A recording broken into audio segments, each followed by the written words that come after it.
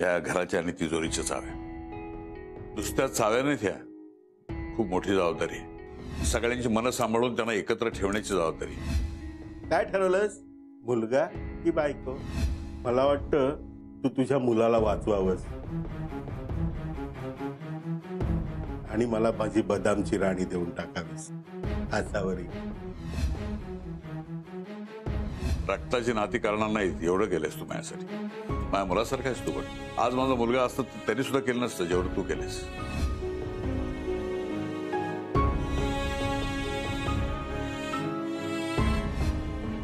उजळणी करायला पाठवलाय हा व्हिडिओ.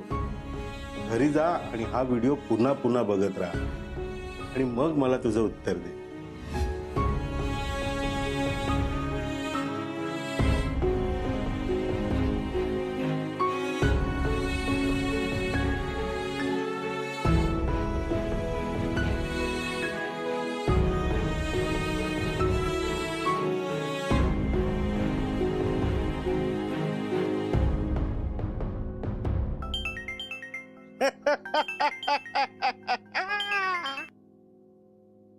बोल.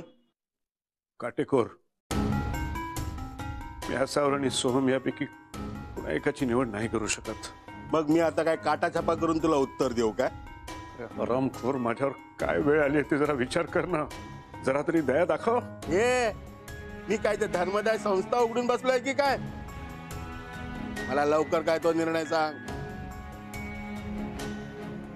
नाही, मी असावरीला सोडू शकत नाही आणि सोहमला जेलमध्ये जाता नाही बघू शकत नाही. तुम्हाला काय द्यायची ती शिक्षा दे, पण त्या दोघांना काय झालं ना तर लक्षात ठेव, मी तू देशील ती शिक्षा भोगायला मी तयार आहे.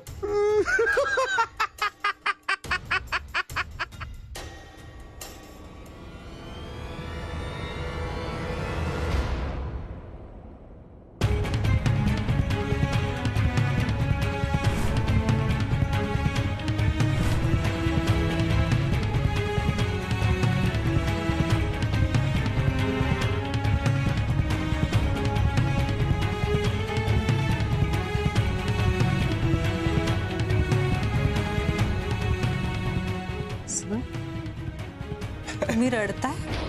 नाही नाही, डोक्यात काहीतरी कचरा गेला मला वाटतं. नका ना खोटं बोलू. आता तुम्ही खूप सिरियसली बोलत होता. त्या नालायक काटेकोरचा फोन होता ना.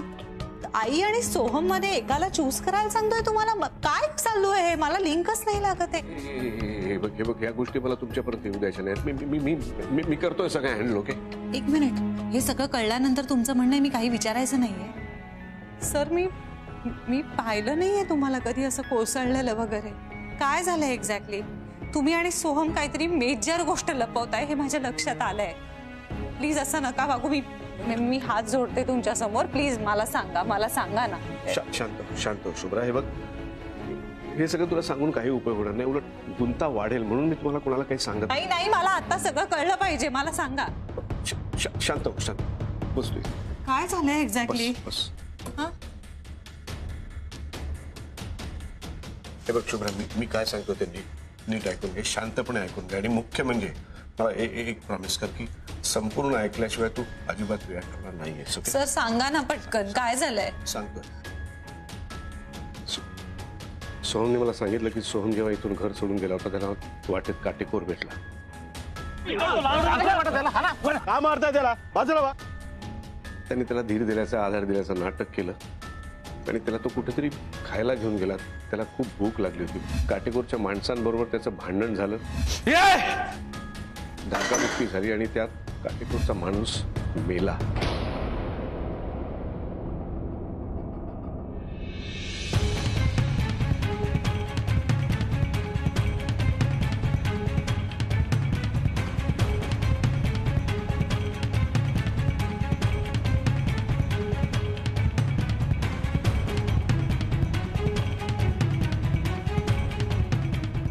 माझ्या हातून खूप मोठा गुन्हा घडलाय. माझ्या हातून खूप झालाय. झाला का निर्णय?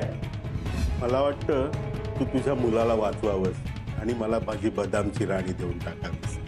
हातावरी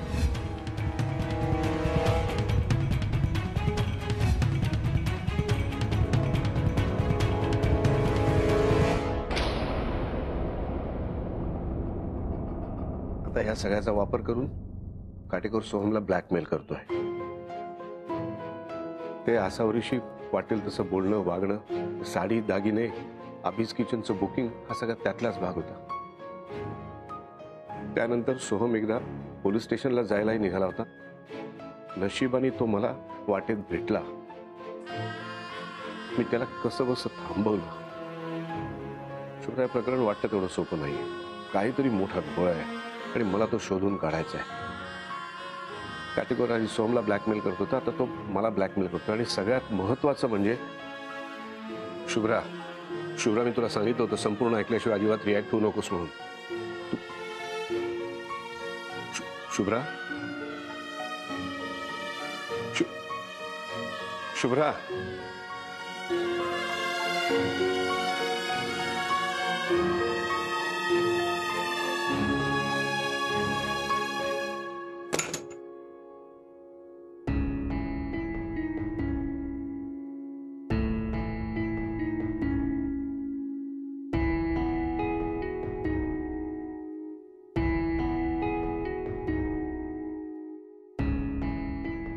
सोहम,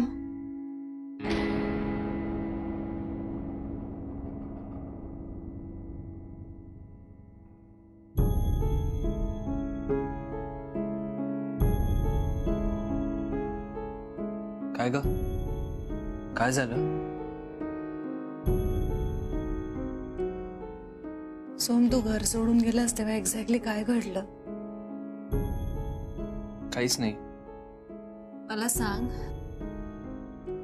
गेल्यापासून काय काय घडलं? अहो मी सांगितलं ना, काही नाही झालं. आजपर्यंत खूप वेळा तू सांगितलंयस, मी तुला विचारूनही झालंय. आज खरं सांग.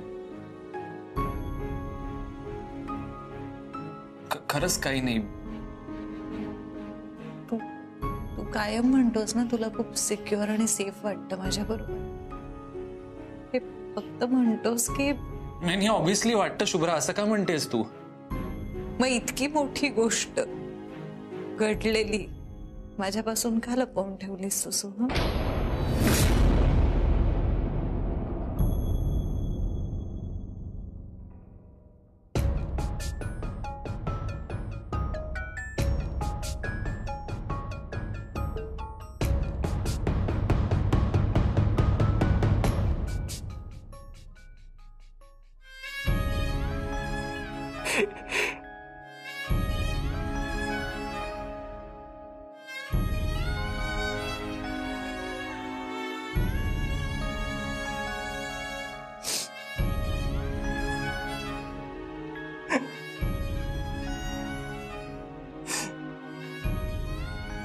काय झालंय सोहम? मी खूप कमी पडते खरे बायको म्हणून. आपण समजून नाही घेऊ शकत का एकमेकांना? मला नाही समजत का तुझं म्हणणं? सो इतकं काय चुकलंय आपल्यात की तुला इतकी मोठी गोष्ट माझ्यापासून लपवून ठेवावीची वाटली? कुठल्या तोंडाने सांगणार होतो तुला? तुला ऑलरेडी इतका त्रास दिलाय मी, मला आणखी त्रास नव्हता द्यायचा. बरं, मी पोलीस स्टेशनला पण चाललो होतो अपघात आहे सांगायला. अपघात झाला ना, मुद्दाम नाही केलंस ना काही. मग पोलीस स्टेशनला जाऊन सांगायला हवं होतंस. मुळात मला विश्वासात घ्यायला हवं होतंस. का नाही केलंस असं? मी आहे ना तुझ्या बरोबर. शुभ्रा, मला भीती वाटली, माझा धीर नाही झाला. मला तुला गमवायची भीती वाटली. आणि कसली भीती सोहम? आजपर्यंत इतक्या चुका केल्यास, कधी सोडून गेले तुला? मग आज का वाटलं? बघ, जो काही झालाय ना तो अपघात आहे. मी मुद्दामून नाही केलंय काही. अपघात आहे? थांब, हेच पोलीस स्टेशनला जाऊन सांगूया आपण अपघात झालाय. थांब, आपण आधी मी आवरून घेते. आपण पोलीस स्टेशनला जाऊन येऊया.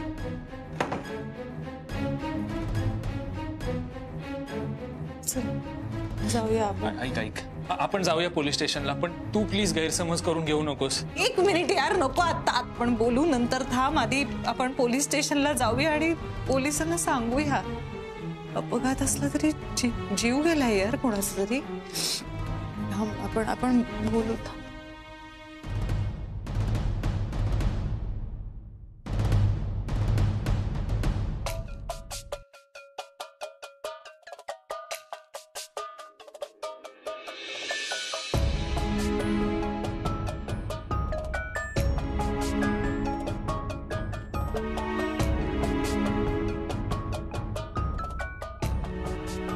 कुठे निघाला तुम्ही दोघं? पोलीस स्टेशनला. सोहमच्या गुन्ह्याची कबुली द्यायला. हे बघ शुभ्रा, असं काहीतरी करू नकोस. रागाच्या भरात काहीतरी भलत असेल तर घडून बसेल. सर तुम्ही बोलताय, हो गुन्हा घडलाय त्याच्या हातून.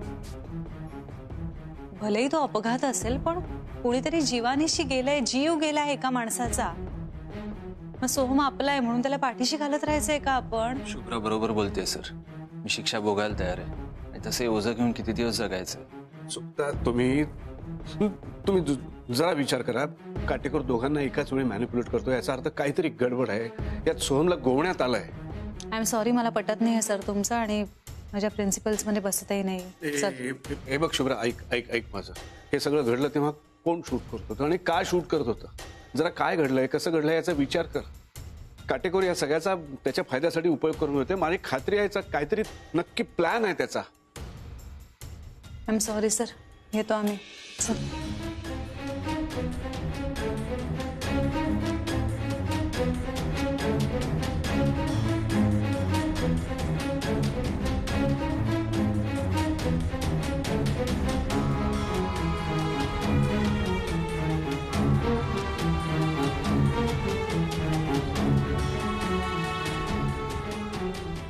तुला कळत कसं नाहीये? तू हे असं केलंस तर नेमकं काटेकोरला जे हवंय तेच होऊन बसेल.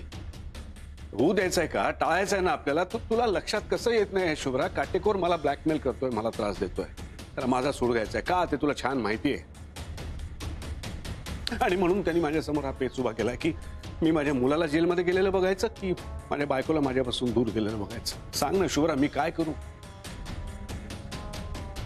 माझ्या जागी तू असतीस तर तू काय केलं असतंस? एकाच वेळी सोहम आणि आसावरी मधली एकाची निवड करू शकली असतीस? नाही ना, मीही करू शकणार नाही. हे त्याला फक्त माहिती आहे म्हणूनच तो मला त्रास देतोय. या त्याच्या प्लॅन प्रमाणे सोहम जर का कायमचा जेलमध्ये गेला तर चालणार आहे आपल्याला? सहन करू शकणार आहेस तू? सहन करू शकणार आहे आसावरी? नाही, कोलमडून पडेल ती.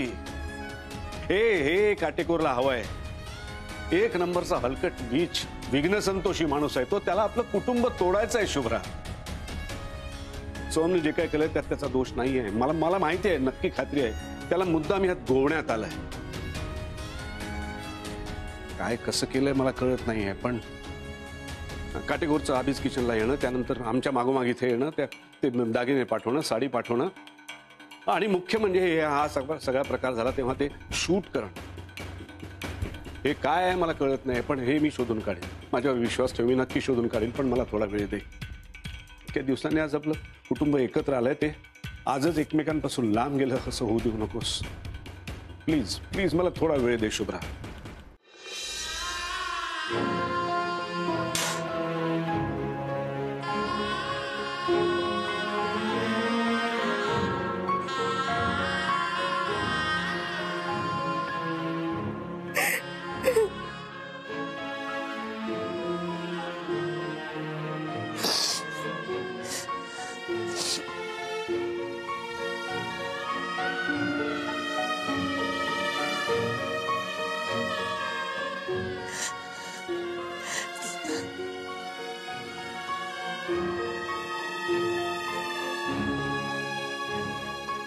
तुम्ही सगळे इथे काय करताय?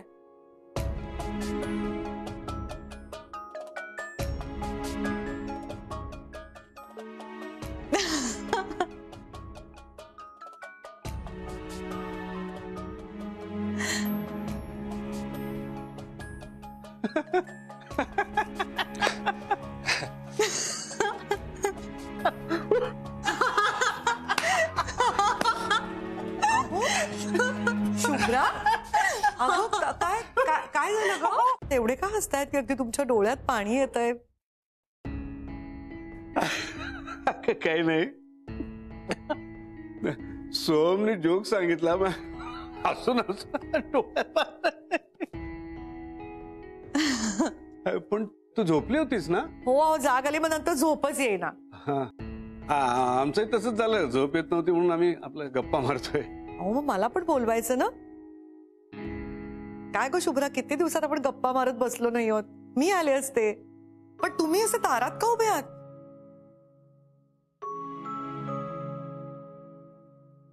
मला टाकून आईस्क्रीम खायला जायचा बेत नव्हता ना तुमचा? आईस्क्रीम आई तुमच्याशिवाय आम्ही आईस्क्रीम खाऊ तरी शकतो का? अगे नाही, जनरल असं फिरायला जाणार होतो, म्हणजे फिरून आल्यावर झोप येईल ना म्हणून. मग चला ना, मी येते. नाही नको सर, बाहेर नको. बरोबर आहे सोमचं, आपण इथेच बसूया ना गप्पा मारत. हो चालेल, किती दिवसात आपण गप्पा मारल्या नाहीत ना.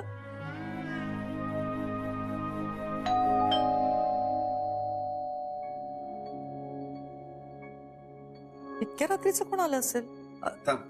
मी अहो बघतो.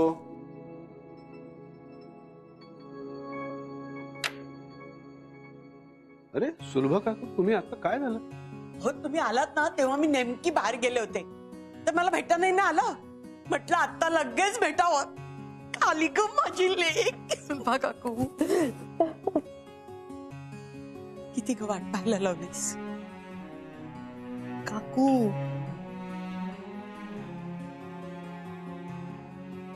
आता आले ना मी. आता सगळी कसर भरून काढूया. आत्ताच मस्त गप्पांचा फड जमलाय. या तुम्ही पण गप्पा मारा आमच्या बरोबर. चालेल, पण त्याबरोबर तुझ्या हातची एक मस्तपैकी कॉफी पाहिजे. खूप दिवस झाले तुझ्या हातची कॉफी नाही प्याली.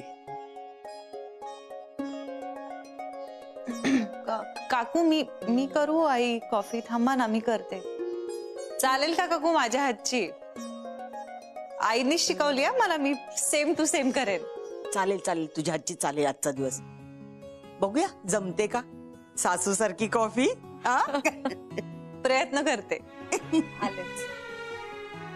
मी पण मदत करतो.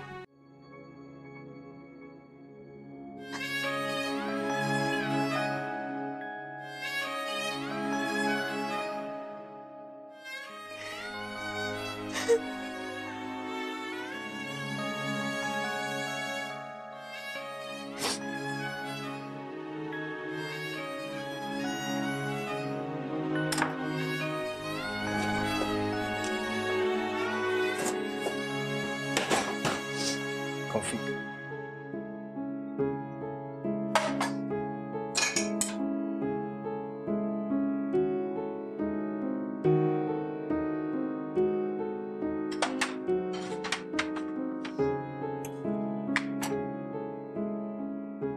शुभ्रा ऐक ना, ऐक ना, ऐक ना यार, मला याचीच भीती वाटत होती यार. शुभ्रा तू बोल ना माझ्याशी. तू हवं तर ओरड, मला शिव्या घाल, हा, पण तू प्लीज बोल माझ्याशी.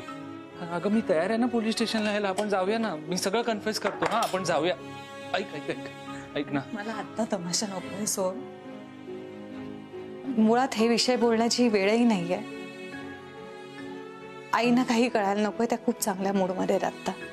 मलाही तेच वाटत होतं, आणि तिचा आनंद हिरावून नव्हता घ्यायचा म्हणून मी नाही गेलो ग पोलीस स्टेशनला. आणि मला कळत नव्हतं काय करावं.